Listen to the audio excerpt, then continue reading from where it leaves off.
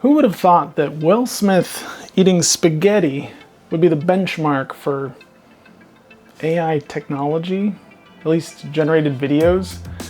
And that's the weird world that we find ourselves in, and I have a hard time navigating something that bizarre as an artist. So to stay sane when everything is constantly changing and moving and advancing, I came up with 3 laws.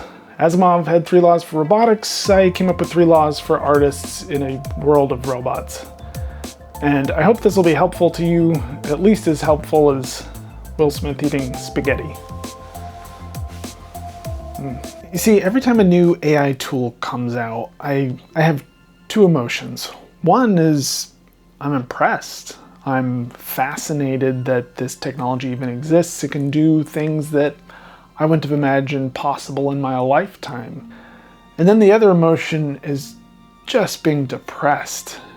Should I even bother continuing with animation when people can churn stuff out in seconds? Should I keep drawing when someone can prompt a beautiful painting and I'm struggling with my pencil? Like, with every advancement, it's this new wave of discouragement, this new thing to process. And I needed to come up with a framework to evaluate the worth of the work I'm doing and the worth of the tools that are coming out. And so I came up with 3 laws. And these are not supposed to be some strict things, but more guidelines to help me judge things as they come out without having to go into this existential spiral every time. And there's an important principle I want to explain before I get to the actual laws, and that's whether things take more than they give. With any new thing that comes out, any piece of technology, it's important to evaluate if it takes more than it gives. And that's kind of an overall fundamental thing I've kept in mind, and I want you to as well as you think about these 3 laws and how it pertains to personal art in particular. This is for me and how I spend my time and the time I invest into learning or not learning new tools. Let me just interject here to say, if you could like and subscribe, that'd be great so that you're not entirely at the whims of AI algorithms. Thanks. So, without further ado, here's my 3 laws of art and AI. Law number 1, choice. If you can't make specific artistic choices and have control of what you're making, you're not an artist, you're an art director. And it's all well and good to be an art director, but an art director is inherently limited by the talents of the people under him or her. They have limits on what they can communicate in words, very much like prompting. And most of the art tools I see now are very much in that vein. Even in writing, I could write a book with an LLM in minutes, really. But would it be my writing? Would I have control of the sentence structure? I could, if I went in and rewrote the book. And so if the ideas are coming from it, then I'm steering it maybe, but even that has its limits, at least currently. And I have hope in this arena. There are glimmers of AI-related tools that are actually tools, because most AI stuff is just direction. You're giving direction. It's not a tool that you're wielding. I think those things will come down the line, hopefully sooner rather than later. But so far, most of it does not allow you the level of control that I would consider necessary to make art, just to art direct, at best. Law number 2, growth. If what you're doing isn't pushing your skills and causing you to grow, then you will stagnate or regress. Case in point, I could easily generate a watercolor picture for one of my book covers or something and have this beautiful thing or whatever. Would it make me better at watercolors? Not at all. It would actually make me probably worse, because I'd be making no attempt, and I'm not gaining anything from that.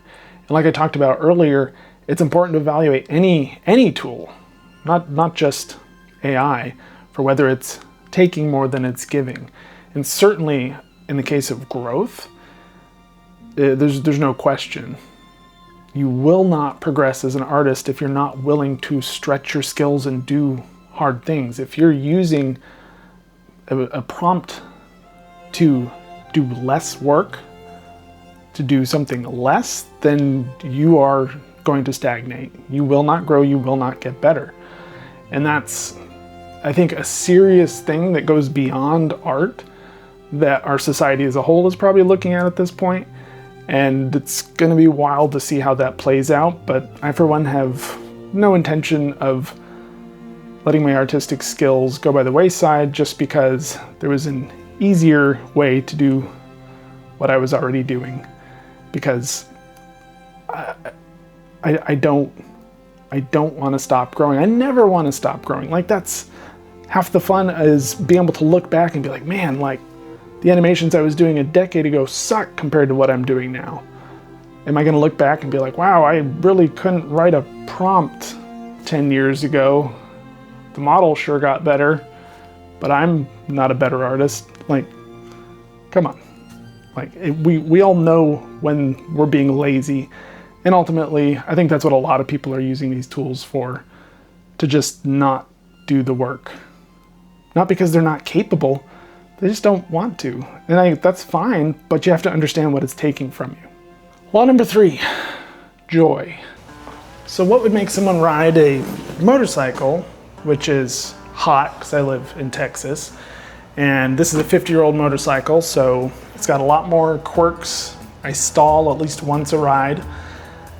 When I've got a perfectly good car sitting right there that has air conditioning, is safer, and is just overall more convenient, going to get me where I want to go faster, really.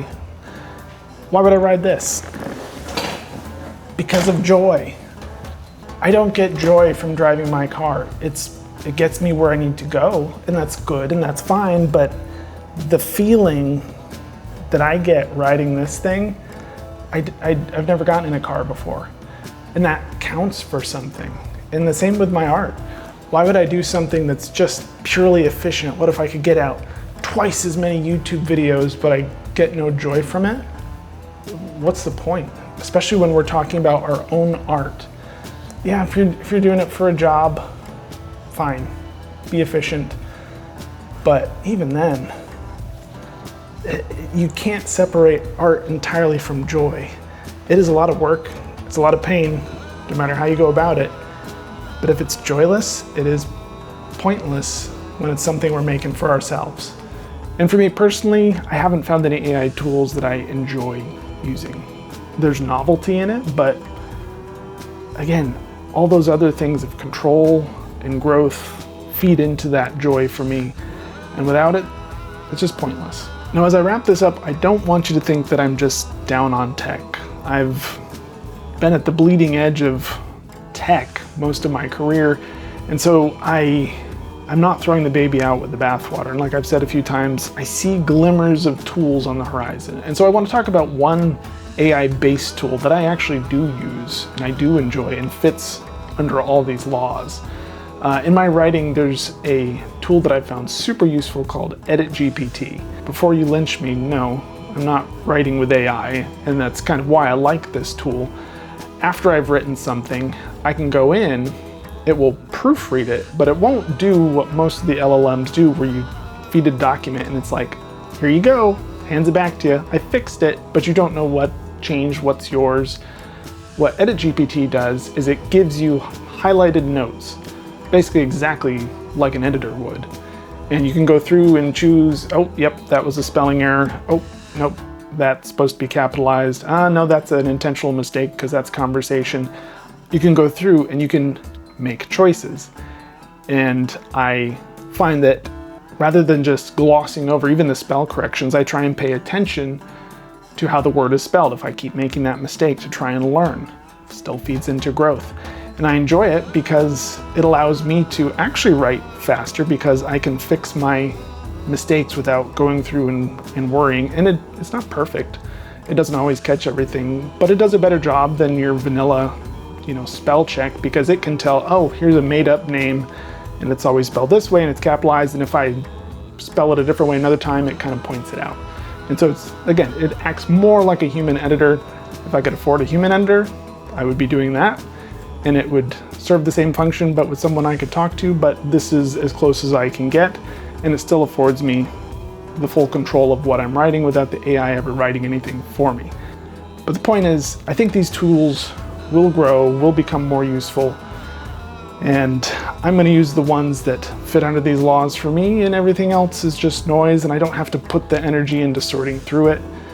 And that makes things a lot peaceful for me and gives me more headspace to just make art, which is what we all want to do, right? So go out, make stuff. Make stuff that's bad, suck at making it so that you get better. And enjoy that process, enjoy the stretching of your brain, because that's awesome. I don't want to lose that. And I hope you don't want to either. Thanks for watching.